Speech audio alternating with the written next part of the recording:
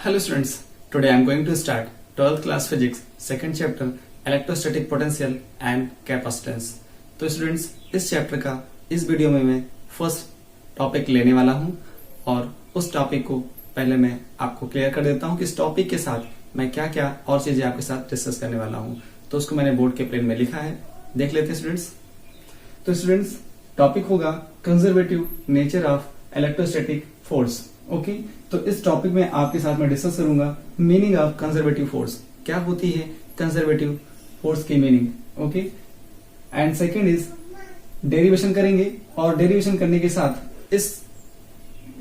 इस टर्म का मतलब समझेंगे कि क्या होता है integration of E dot D R. Okay, और अगर स्टूडेंट ये आपको पूरा क्लियर हो गया कि how will you get W equal to integration E dot D R, तो मान के चलिए आपको ये शॉर्ट जो आगे के नेक्स्ट 3 पॉइंट आने वाले हैं, शॉर्ट डेफिनेशन आने वाली हैं इलेक्ट्रिक पोटेंशियल की, इलेक्ट्रिक पोटेंशियल डिफरेंस की, electrostatic potential energy, or you can say electric potential energy, ये कॉन्सेप्ट आपको बहुत आसानी से समझ में आने वाले हैं। तो स्टूडेंट करते हैं वीडियो की शुरुआत और समझते हैं conservative nature of electrostatic force कैसे प्रूव होगा, पहले वो समझ लेते हैं।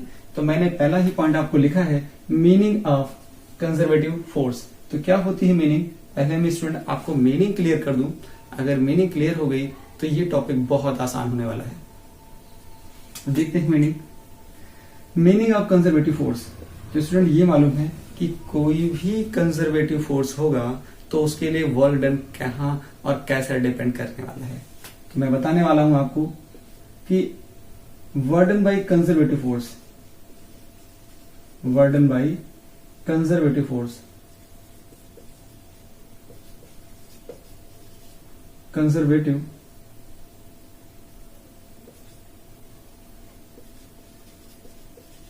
फोर्स never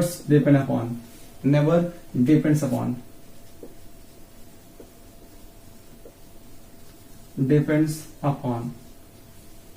कहां डिपेंड नहीं करता है, never depend upon path we are selecting, जो पाथ हम सिलेक्ट करेंगे उस पर डिपेंड नहीं करता है। Never depend upon we are selecting, never depends upon the path we are selecting, but it always depends initial and final position।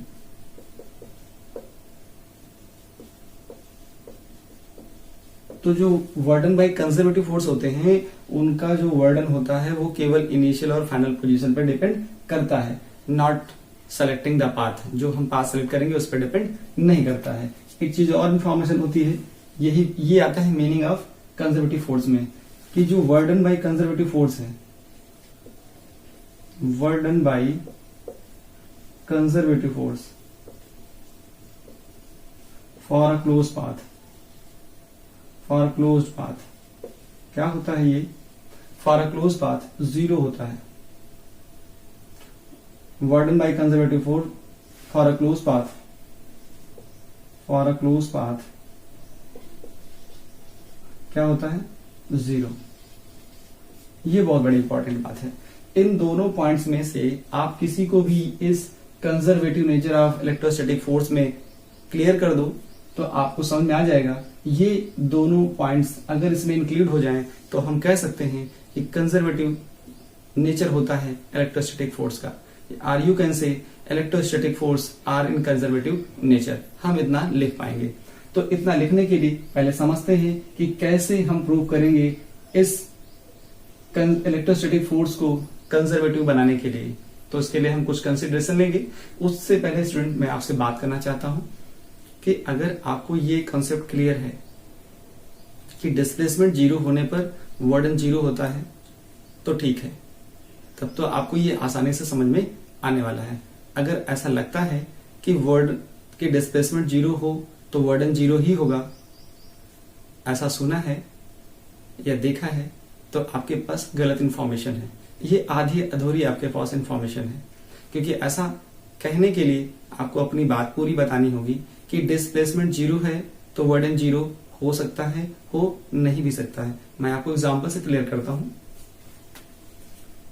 Suppose करिए मैंने ग्रेविटी फोर्स लिया, this is the gravity force.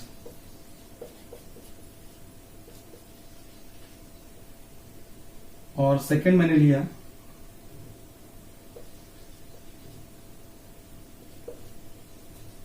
Friction force.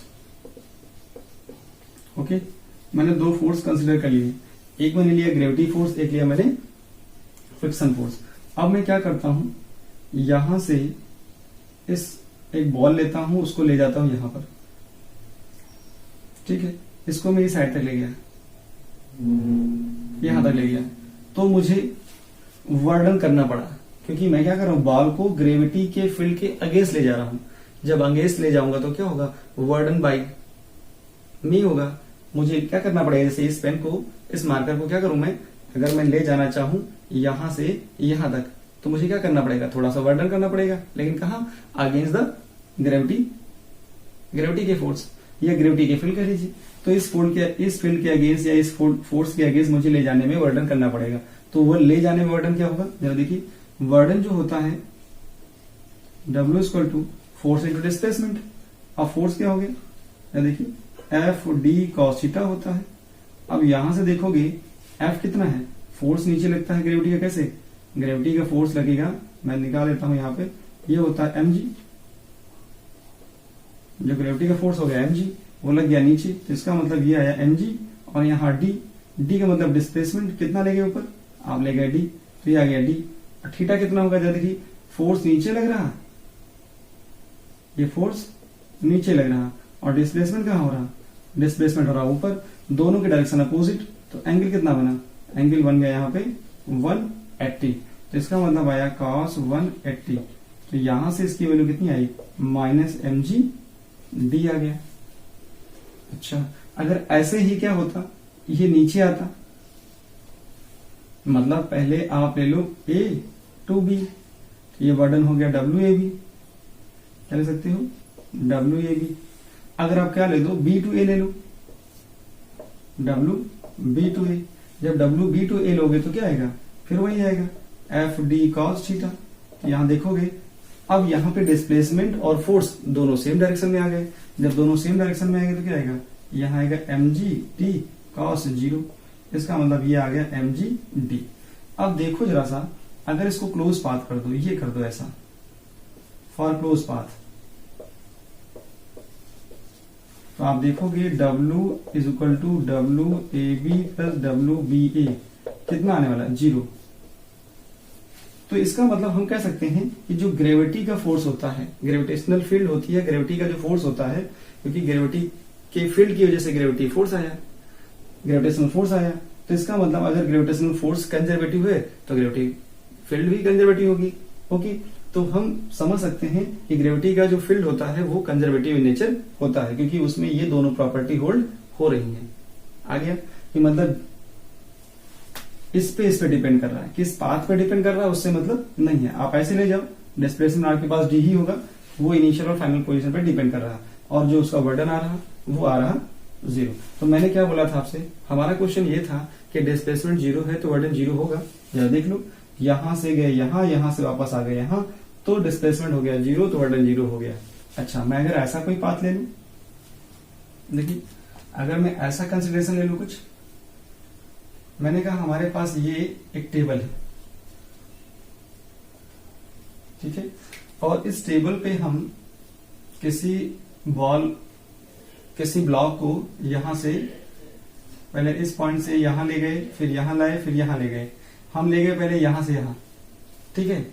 अब क्या हो गया, जब इसको मैं इधर ले जाऊंगा तो फ्रिक्शन फोर्स लगेगा अपोजिट, और ये डिस्टेंस कितना है, d, सब में d है, ये d, ये डिस्टेंस d है बिटवीन AB, BC, CD, सारे में d है। अब क्या हो गया, फ्रिक्शन फोर्स इधर लग रहा, डिस्प्लेसमेंट इधर हो रहा,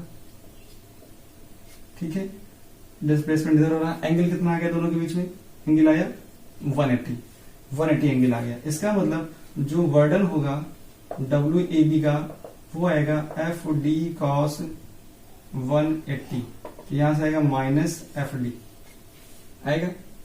अच्छा, सिमिलरली बी से सी में जाइए, डब्ल्यू बी से सी, बी से सी में आएगा तो एफ डी कॉस 180, अगेन आपको मिलेगा माइनस एफ डी, फिर आपको मिलेगा W C D, W C D देखोगे तो एफ डी कॉस 180, अगेन यहां से मिलेगा माइनस एफ डी।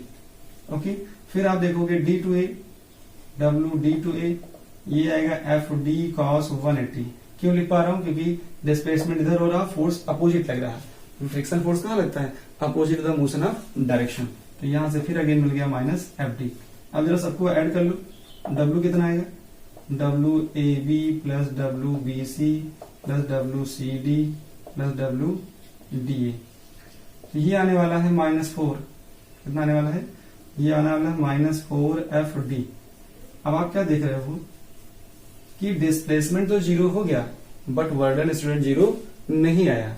तो आपको ये इंफॉर्मेशन कंप्लीट देनी पड़ेगी कि वर्डन, किसकी वर्डन की बात कर रहे हो। ओके, अगर आप जनरली ऐसा बोलते हो कि डिस्प्लेसमेंट 0 होगा तो वर्डन 0 होगा ही होगा, ये इंफॉर्मेशन आपके पास आधी अधूरी है। डिस्प्लेसमेंट 0 होगा तो वर्डन 0 तभी होगा जब फोर्स कंजर्वेटिव होगा। ओके, डिस्प्लेसमेंट 0 होगा और फोर्स नॉन कंजर्वेटिव है तो वर्डन कभी भी 0 नहीं होगा। तो आप समझ गए होंगे यहां से, ये फोर्स होता है कंजर्वेटिव, ग्रेविटी का फोर्स होता है कंजर्वेटिव, और जो फ्रिक्शन फोर्स होता है, मैं लिख देता हूं यहां पे फ्रिक्शन फोर्स,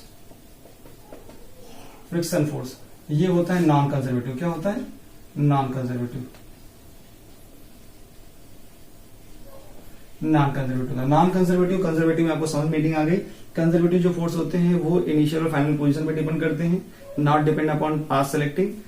ये क्या करते हैं? ये डजंट डिपेंड अपॉन इनिशियल और final position, it depends upon the path selecting. ठीक है, यहां पर क्या होता है? वर्डन बाय कंजर्वेटिव फोर्स 0 होता है। यहां पे क्या होता है? Work done by non conservative force for a close path 0 नहीं होता है। कंजर्वेटिव फोर्स में 0 होता है, इसमें 0 नहीं होता है। अब स्टूडेंट हम डिस्कस कर लेते हैं conservative nature of electrostatic force, कि इसके साथ क्या होने वाला है। Okay students,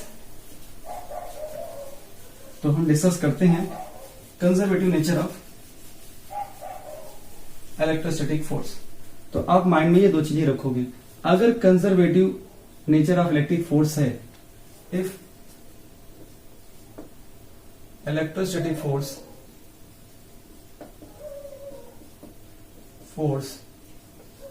is conservative in nature, that is क्या होना पड़ेगा? होना ये पड़ेगा कि जो वर्डन होना चाहिए, वर्डन जो पाथ हम सिलेक्ट करेंगे उस पर डिपेंड नहीं करना चाहिए। दैट इज, यहां पर हमारे पास क्या है? दैट इज, हम चाहते हैं कि इस चार्ज को यहां से यहां ले जाएं, तो हम डायरेक्टली यहां ले जा सकते हैं, लेकिन हम सेलेक्ट करेंगे पाथ को और शो करेंगे कि ये इस पाथ पर डिपेंड नहीं करता है, फाइनली और इनिशियल पोजीशन पर डिपेंड करता है। दैट इज वर्डन क्या आना चाहिए? Work done A B C, work done A B C is equal to work done A D C. ये लाना है मुझे, ये ला दीजिए, या फिर W A B C D A 0 ला दीजिए। ये होता है फार क्लोज पाथ। क्या होता है? फार क्लोज पाथ। अगर इन दोनों टर्म्स में से दोनों प्रूव कर दो तब भी क्लियर हो जाएगा कि electrostatic force is conservative nature, या फिर इनमें से कोई एक प्रूव कर दो तब भी ये प्रूफ हो जाता है कि electrostatic force is conservative in nature. Okay students, for this firstly we consider a figure. Here it is a xy axis, okay, and here I am taking q charge, capital Q charge. This is the source charge, this is the source charge, and it's creating continuously electric field, okay, electric field, and this इस electric field में मैंने 4 points ले लिए। Okay, यहाँ सब जगह electric field जा रही हैं, तो मैंने 2 इलेक्ट्रिक फील्ड लाइन्स यहाँ पर एक्स वाई एक्सिस में ले ली, और उस पर मैंने 4 पॉइंट ले लिए A B C D. Okay, और मैंने सेलेक्ट किया कि यूनिट कूलाम चार्ज है, यूनिट कूलाम चार्ज है वो पॉइंट ए पर रखा हुआ है। इस यूनिट कूलाम चार्ज को हमें ए से सी पे ले जाना है। ओके, हमको काउंट करना है कि what is the work done to taking 1 coulomb charge from A to C. तो हम क्या करेंगे, हम डायरेक्टली नहीं ले जाएंगे, हम उसको ले जाएंगे through the path A B C and through the path A D C, और देखेंगे कि वो वर्डन सेम आने वाला है। अगर सेम वर्डन आ जाएगा तो ये क्लियर हो जाएगा कि इस पाथ पे डिपेंड नहीं करता है, वो डायरेक्टली इसी पाथ पे डिपेंड करता है। क्यों? क्योंकि यहां से लग रहा है, देखिए आप ए बी सी ए डी सी, अगर ये सेम नहीं आया तब हम कहेंगे कंजर्वेटिव नेचर नहीं है, या ऐसा कह देंगे कि क्लोज पाथ के लिए A B C D A के लिए अगर वर्डन 0 आ जाए तब भी वो इलेक्ट्रोस्टैटिक फोर्स इन कंजर्वेटिव नेचर होगा। तो हम ऐसा करने वाले हैं। तो इसके लैंग्वेज क्या लिखेंगे हम, यहां लिखने वाले language let a source charge, let a source charge capital Q which creates electric field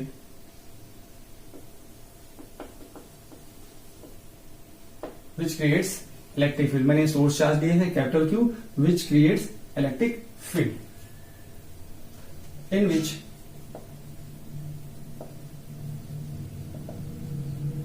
we consider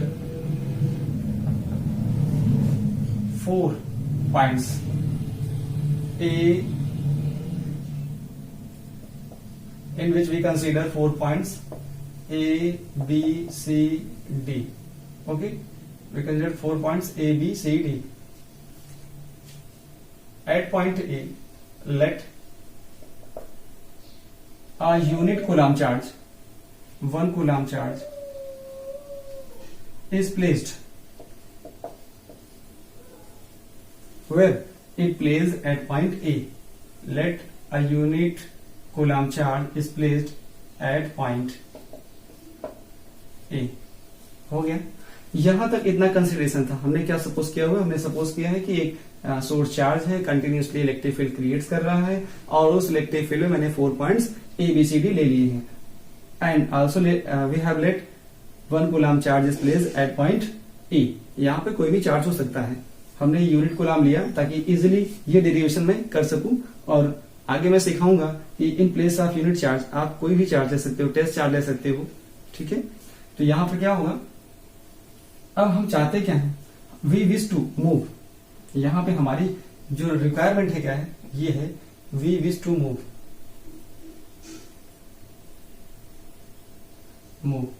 1 coulomb charge from A to C। Okay, A to C। अब हम क्या करेंगे, हमारे पास 2 पाथ हो गए, हमारे पास 2 पाथ हैं A to C पहुंचने के। हमको यहां से यहां पहुंचना है, यहां से we select the 2 path, we select 2 paths.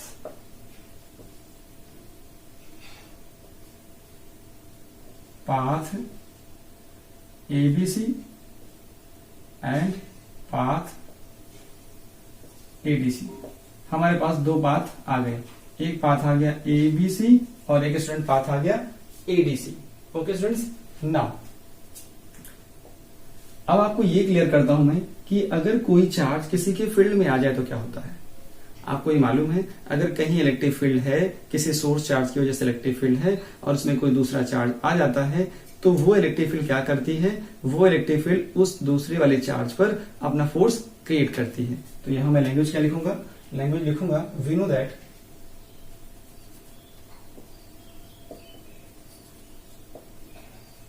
क्योंकि ये चार्ज क्या है, इस इलेक्ट्रिक फील्ड, इस सोर्स चार्ज की इलेक्ट्रिक फील्ड में है।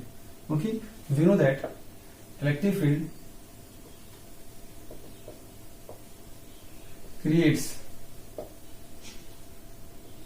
a force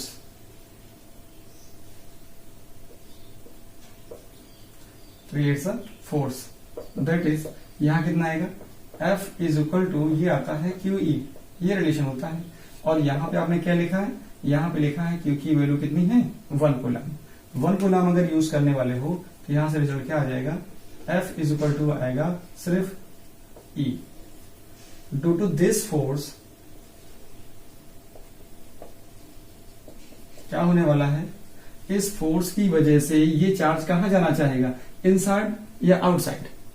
तो जब आपको लग रहा होगा कि ये क्या है, ये पॉजिटिव है, ये पॉजिटिव है, तो रिपल करेगा, लेकिन कैसे जाएगा, ऐसे ऐसे जाएगा, स्ट्रेट जाएगा, ये सोचना है। तो ये जो फील्ड है वो इस चार्ज को along the direction of field ले जाना चाहेगा। मतलब ये जो चार्ज होगा वो इधर जाना चाहेगा या इधर जाना चाहेगा, लेकिन इधर जाने पर कुछ चेंजेस आएंगे, वो मैं डेरिवेशन क्लियर करने के बाद आपको बताता हूं। Okay, due to this force क्या होने वाला है, charge get displace, due to this force charge get displace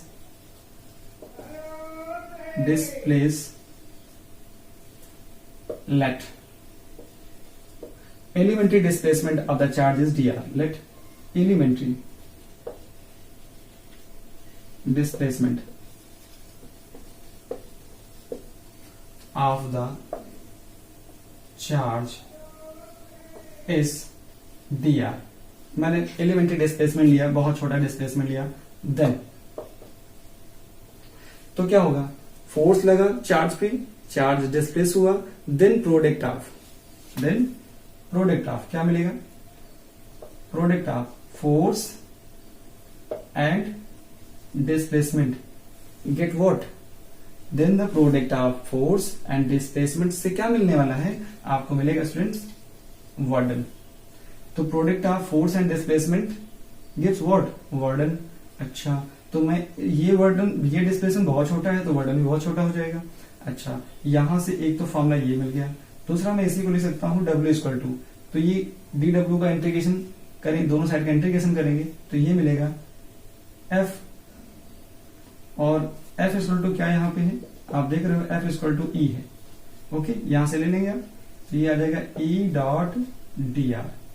तो यहां से आपको एक रिलेशन मिल जाता है।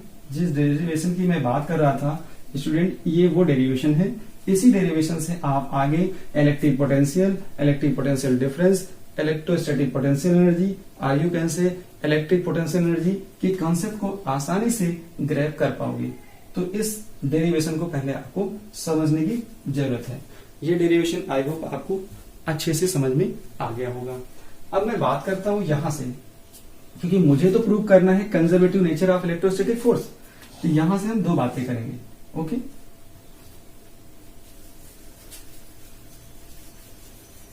तो मैं ले लेता हूं पाथ।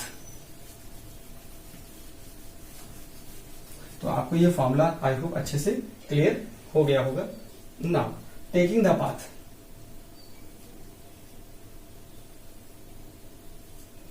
टेकिंग पाथ, कौन कौन से पाथ लेने हैं आपको, आपको दो पाथ लेने हैं। एक पाथ लेना है ABC, और एक पाथ लेना है ADC। चलिए, ये दोनों पाथ हो गए। अब जरा ध्यान दो, यहां जो पाथ ABC है वो क्या कर रहा है, इसका वर्डन निकालिए। ABC पाथ का वर्डन क्या होगा, मैं लिखूंगा वर्डन ABC, और यहां लिखूंगा वर्डन ADC। आ गया। अब जब देखिए, जो ये वर्डन है, इस वर्डन के दो पार्ट्स हैं, वर्डन ABC के दो पार्ट हैं। एक क्या है, वर्डन AB है, अगर वर्डन, तो मैं यहां लिख देता हूं, इसके दो पार्ट हो गए। एक हो गया WAB और दूसरा हो गया WAB निकल के आया और WBC निकल के आया। यहां भी ऐसे इसके दो पार्ट्स होंगे। एक निकल के क्या आएगा, एक निकल के आने वाला है WCD और एक निकल के आने वाला है WAD। ओके, तो यहां जरा देखोगे आप, तो मैं इसको यहां से ऐसे कर देता हूं। अच्छा, इस रिलेशन को भी हटा देता हूं। अब आपको ये क्लियर हो गया, इसकी जरूरत है मुझे। देखिए यहां से जरा देखिए, WAB, आपके पास फॉर्मूला तो यही है। आपने फॉर्मूला क्या देखा, आपने लिखा यहां से WAB को क्या ले सकते हो, WAB आएगा integration E dot dr। E dot dr का मतलब क्या होता है, E dr cos theta. Okay, तो जरा यहां देखिए, ई डॉट डी आर किसके लिए, ए बी के लिए। ए बी के लिए इलेक्ट्रिक फील्ड और डिस्प्लेसमेंट के बीच डायरेक्शन कितना है, एंगल कितना है। इलेक्ट्रिक फील्ड ऐसे है आउटवर्ड, ठीक, और ये परपेंडिकुलर है उसके, इसका मतलब एंगल कितना हो गया, यहां एंगल देखोगे तो 90 आने वाला है। जब 90 पुट करोगे तो कितना आ जाएगा, close integration E D R का, क्लियर। ऐसा ही आप जब इसके लिए करोगे WBC के लिए, तो यहां से क्या आने वाला है, integration E dot D R. तो यहां से क्या लिखोगे आप, यहां लिखोगे integration E D R cos theta. तो यहां से क्या आने वाला है, BC के लिए क्या देख रहे हो, डिस्प्लेसमेंट और इलेक्ट्रिक फील्ड दोनों सेम डायरेक्शन में है, इसका मतलब यहां से आएगा ई डी आर कॉस 0। तो यहां से क्या मिल गया, ई डी आर आ गया। अच्छा, अब आप जानते हो कि जो E की वैल्यू होती है वो कितनी होती है, आप जानते हो E की वैल्यू कितनी होती है, मैं यहां कहीं लिख देता हूं, E इज इक्वल टू होता है KQ/R स्क्वायर। ये फॉर्मूला आप यूज करते हो। ये हो गया magnitude of electric field due to a point charge, क्योंकि यहाँ पे कोई पॉइंट चार्ज है, उसकी वजह से जो इलेक्ट्रिक फील्ड आने वाली है वो क्या आएगी, तो मैं यहाँ पे कैपिटल क्यू कर देता हूँ, सोर्स चार्ज क्या है, कैपिटल क्यू है। अच्छा, तो यहाँ क्या लिख सकता हूं मैं, यहां देखोगे तो यहां पे अगर आप यूज करोगे तो E की जगह पे लिखोगे KQ/R स्क्वायर, यहां रहेगा DR। तो यहां से KQ बाहर हो गया और इसको ऊपर ले जाओगे तो R⁻⁻² DR आने वाला है, DR आ गया। अब इसका करिए इंटीग्रेशन, इंटीग्रेशन करोगे तो क्या मिलेगा, KQ, यहां से इंटीग्रेशन मिलेगा क्या, R⁻² + 1, नीचे -2 + 1, कहां से कहां तक, तो आप देख रहे हो ये पॉइंट, ये B कहां तक है, R1 पे है और ये R2 तक है। तो हमने इसको कहां से कर दिया, इसको R1 से R2 कर दिया, ये R1 से R2 तक। अच्छा, ये वाला भी R1 से R2 तक। तो यहां देखोगे आपको क्या मिलने वाला है, ये मिल जाएगा KQ, नीचे से -1 आएगा, उसको मैंने क्या कर दिया, माइनस इसका आएगा 1/R, तो ऐसा किया। और मैं इसको क्या लिख सकता था, माइनस मैंने बाहर किया KQ, और ये आएगा 1/R2 - 1/R1। तो उसको मैं लिख सकता हूं KQ 1/R1 1/R2। तो यहां तक आपको मिला वर्डन B2C। ओके स्टूडेंट्स, तो ये मिल गया वर्डन B2C। ऐसे ही वर्डन जरा इसमें देखिए जरा सा, वर्डन अगर A to D जाएंगे तो मिलेगा आपको, लेकिन वर्डन B2C कितना मिलेगा, C to D कितना मिलने वाला है, ये मिलने वाला है 0। ये क्या मिलने वाला है, 0। क्यों मिलने वाला है, आप एक लाइन में लिख सकते हो, यहां लिखोगे इंटीग्रेशन E dr cos 90। तो यहां से ये रिजल्ट 0 आ गया। अच्छा, लेकिन AD में 0 नहीं आने वाला है, AD में 0 नहीं आने वाला, क्योंकि यहाँ पे आप देख रहे हो कि जैसे BC में 0 नहीं आया, वैसे AD में 0 नहीं आएगा। और इसको आप इसी तरह इंटीग्रेट करके क्या रिजल्ट पाओगे, ये आपको रिजल्ट मिलने वाला है KQ कहां से कहां तक है, ये है R3 से R4 तक। जैसे इसमें आया है R1 से R2 तक, R1 से R2, तो यहाँ क्या आ जाएगा, सेम पैटर्न को फॉलो करोगे। आप देखोगे पहले E dr cos 0 के बाद फिर आप E की वैल्यू पुट करोगे। E की वैल्यू पुट करने के बाद, इसलिए मैं करवा दे रहा हूं, यहाँ क्या करोगे आप, E की वैल्यू पुट करोगे, यहां से आएगा integration E dr cos 0 put करोगे तो इंटीग्रेशन E dr आ गया। अच्छा, E की वैल्यू पुट करोगे तो इंटीग्रेशन यहां से आएगा KQ/R स्क्वायर और ये आएगा dr। जब आप इसको सॉल्व करोगे तो KQ बाहर जाएगा और इसका इंटीग्रेशन करोगे तो ये आएगा R⁻⁻1 -2 + 1 और यहां से मिल जाएगा कहां से, R3 से R4 तक। ओके, तो स्टूडेंट ये कितना है, ये रहेगा R3 से R4 तक। तो ये आप करोगे तो आप देखोगे आपको रिजल्ट क्या मिलने वाला है।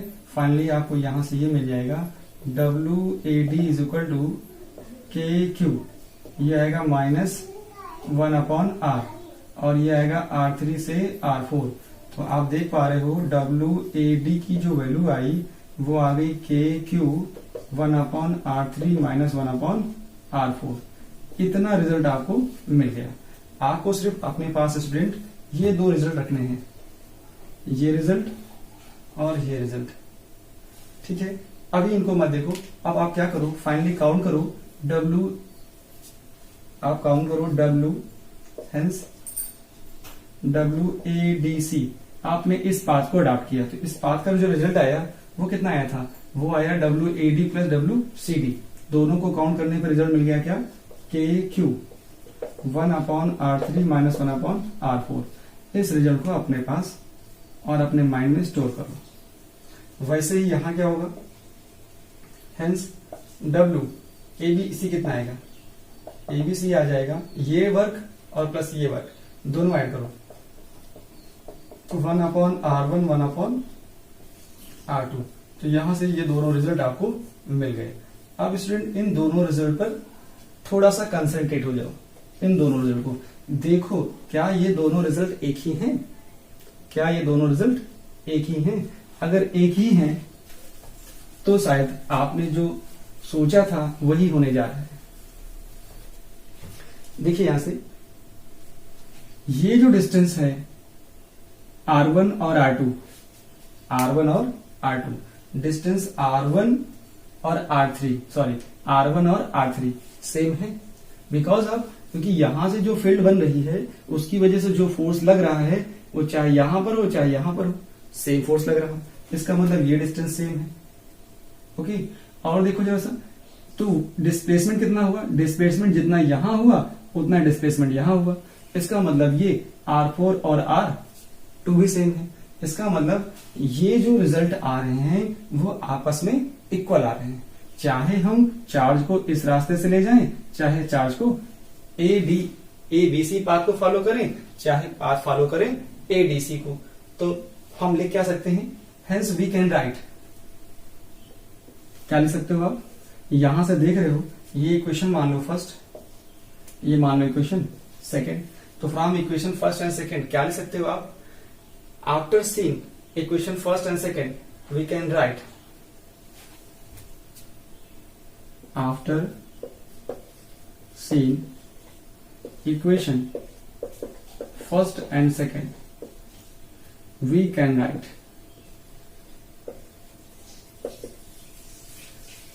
burden, both the burden in both the process, burden in both process कौन, both process, WADC is equal to किसके है, WABC, बिकॉज ऑफ क्यों ऐसा हो रहा है, because of R1 is equal to, because R1 is equal to R2 and R3, sorry it is R3 and R3 is equal to R4, तो आप ये देख पा रहे हो जो R1 है वो R3 के इक्वल है और जो R2 है वो R4 के इक्वल। ऐसा होने से क्या हो पा रहा है कि जो वर्डन आ रहे हैं दोनों प्रोसेस में वो सेम आ रहे हैं, thus we can write this, therefore thus we can say that conserve electrostatic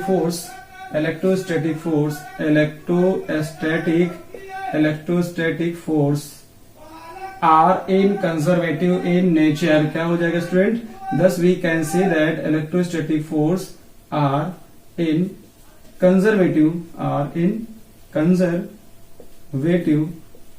in nature। ये है इसका डेरिवेशन स्टूडेंट, कि कैसे आप प्रूव करोगे कि जो इलेक्ट्रोस्टैटिक फोर्स का जो नेचर होता है वो कंजर्वेटिव होता है। एक चीज और भी कर सकते थे आप, अगर आप देखो A से B गए तो वर्डन 0, ठीक है, यहां से यहां तक गए तो क्या आया, वर्डन मिला, और वर्डन कितना मिला, इतना मिला, ठीक है। ये वर्डन इधर गए, फिर यहां तक वर्डन 0 है, इधर A to D के लिए वर्डन ये है, लेकिन हम गए क्या, in the direction of electric field गए थे, इसलिए ये पॉजिटिव आया। अगर हम opposite to the direction of electric field आते तो क्या होता, इस चार्ज को यहां ले जाते तो काम करना 0 पड़ा, यहां ले गए तो काम करना पड़ा, यहां लाएंगे तो काम 0 करना पड़ेगा। जब यहां से यहां लाएंगे मतलब अगेंस्ट द इलेक्ट्रिक फील्ड काम करना पड़ेगा, अगेंस्ट द इलेक्ट्रोस्टैटिक फोर्स काम करना पड़ेगा, तो ये वर्क निगेटिव आ जाएगा। जब ये निगेटिव आएगा और हम ऐड करेंगे फॉर अ क्लोज्ड पाथ, तो क्या देखने वाले हैं, अगर हम पाथ करें A B C D, path ऐसा ले लें ए बी सी डी ए, तो क्या देखोगे ये पॉजिटिव रहेगा और ये रहेगा नेगेटिव, तो वर्डन कितने आ जाएंगे, हमारे पास आ जाएगा W A D A B C, ये आएगा पॉजिटिव और ये वाला वर्डन आ जाएगा नेगेटिव। डब्ल्यू क्या आ जाएगा हमारे पास, ये आ जाएगा ए डी सी, ये नेगेटिव आ जाएगा। और ये दोनों हैं आपस में इक्वल, क्या है यहां लिख सकता हूं मैं, since W A B C is equal to W A D C, और रिजल्ट क्या मिलेगा आपको 0 मिल जाएगा। कब मिलेगा, W A B C D A के लिए। इसका मतलब मैं कह सकता हूं कि work done for a close path, work done by a close path by conservative work done by conservative force, work done by conservative force means here, यहां पर तो आपके पास क्या इलेक्ट्रोस्टैटिक फोर्स है, तो आप जो देख रहे हो work done by electrostatic force in a close path क्या मिल रहा है 0, और वर्डन अगर क्लोज पाथ के लिए 0 मिल जाए तो ये भी प्रूफ हो जाता है कि वो फोर्स कंजर्वेटिव इन नेचर में है। तो हम दोनों चीजों, दो स्टेटमेंट से ये प्रूव कर पा रहे हैं कि conservative electrostatic force are in conservative nature. Okay students, तो ये था पूरा layout all about conservative nature of electrostatic force. एक चीज मैं और आपको क्लियर कर दूं, मैंने बोला था इसका क्या मीनिंग होता है, इसका मीनिंग होता है in line integration of electric field. कहीं आप लिख लीजिए मीनिंग क्या होती है, meaning of integration E dot D r, E dot D r को आप बोलते हो line integration of electric field, line integration line integral of, ऐसा बोल सकते हैं line integral of electric field. Okay, या line integral of electric field intensity बोल सकते हो, या line integral of electric field बोल सकते हो, ये इसका मीनिंग हो जाता है। ओके स्टूडेंट्स, एट लास्ट मैं आपसे यही बोलूंगा, if you are enjoying the video, so you do for one thing for me, you just subscribe the channel and share the videos. Thank you so much for watching the video.